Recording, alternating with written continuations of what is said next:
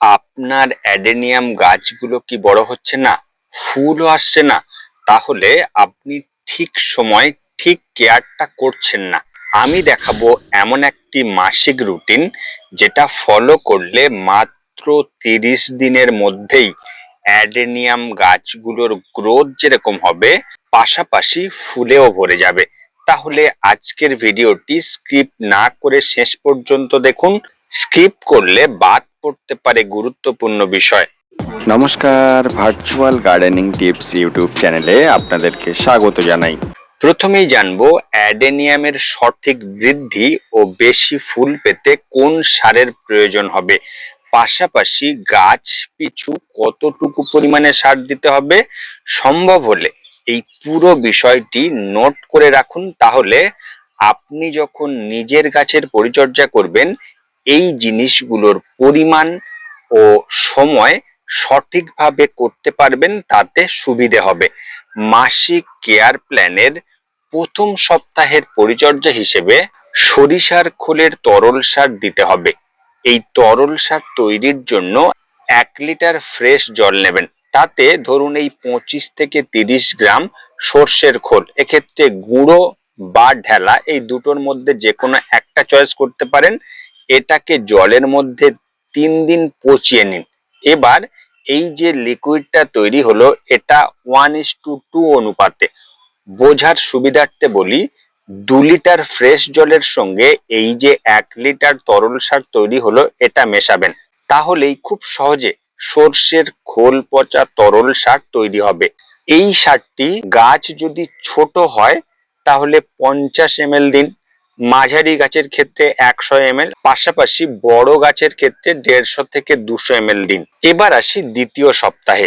লিটারে 2 গ্রাম হারে এনপিকে 19-19-19 জলে গুলে গাছে স্প্রে করবেন। এই স্প্রের কাজটা সকালের দিকে করতে পারেন।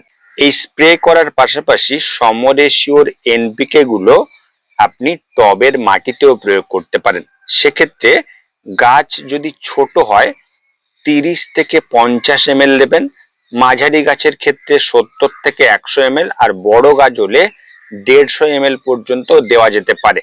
এক্ষেত্রে একটা বিষয় খেয়াল রাখবেন, এই ধরনের এনপিকে গুলো যেহেতু রাসায়নিক দিচ্ছি, তাই ডোজের দিকটা খেয়াল রাখবেন। 2 গ্রামের বেশি দেবেন না, কারণ এই রাসায়নিক সার যদি বেশি হয় দেখবেন যে পাতার ধারগুলো পুড়ে যেতে পারে।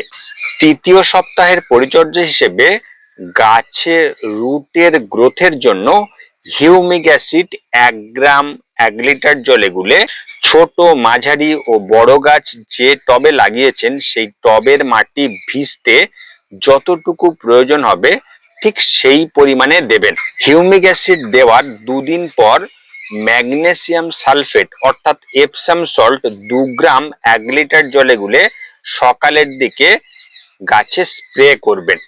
এবার আসি চতুর্থ সপ্তাহের পরিচর্যা। এটা কিন্তু সবচেয়ে গুরুত্বপূর্ণ এবং জরুরি। এ সময় এনপিকে 10-26-26 গাছে প্রয়োগ করবেন। গাছের টব অনুযায়ী এই সারের পরিমাণটা দেবেন। ধরুন 6 ইঞ্চির টব, 8 ইঞ্চির টব এবং 10 ইঞ্চির টব।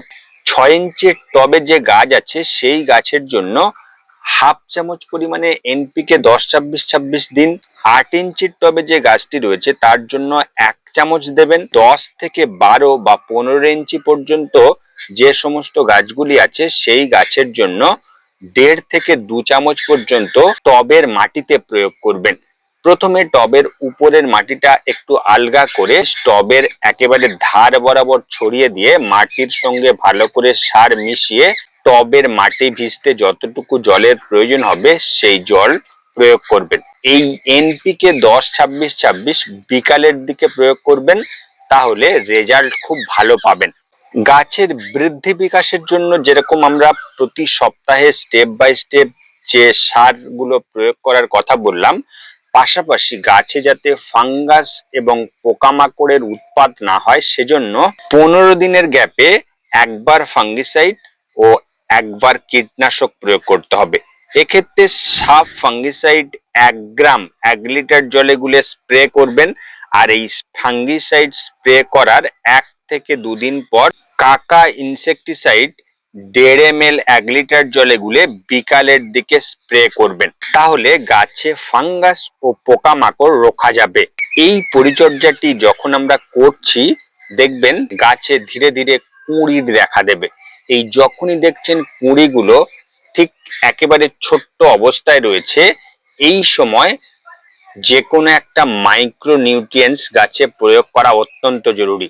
অনেক সময় দেখবেন যে ফুলের যে অরিজিনাল রং সেটা আসে না, ছোট অবস্থাতেই কুঁড়িগুলো ঝরে যায় বা ফুল সম্পূর্ণ ফুটতে চায় না, কিছুটা পাপড়ি খোলার পর সে ফুলটি ঝরে যায়। মূলত এটা অনুখাদ্যের অভাবের দরুন হয়। তো যখনই দেখছেন কুঁড়িগুলো ঠিক এরকম স্টেজে আসছে, সেই সময় আপনার কাছে অ্যাগ্রোমিন গোল্ড হোক বা বায়োভিটেক্স, এছাড়া আপনার কাছে যে মাইক্রোনিউট্রিয়েন্টস রয়েছে সেটা 1 থেকে 1.5 ml 1 লিটার জলে গুলে সকালের দিকে গাছে ভালো করে স্প্রে করবেন। তাহলেই দেখবেন গাছে কুঁড়ি আসার পর এই যে ঝরে যাওয়া, ফুল সম্পূর্ণ না ফোটা বা রং অরিজিনাল না আসা, এগুলো খুব সহজেই আপনি রুখতে পারবেন। তো অ্যাডেনিয়ামের সারা মাসের রুটিন হিসাবে এটা যদি ফলো করেন, আপনার অ্যাডেনিয়াম গাছ ফুলে ভরে যাবে। ভিডিওটি ভালো লাগলে একটি লাইক দিতে ভুলবেন না। আর এরকম গাছের টিপস পেতে তোমার গাছের ডিজিটাল বন্ধু ভার্চুয়াল গার্ডেনিং টিপস ইউটিউব চ্যানেলটি সাবস্ক্রাইব করে রাখবেন। আজকের এ পর্যন্ত, দেখা হচ্ছে নেক্সট ভিডিওতে। নমস্কার।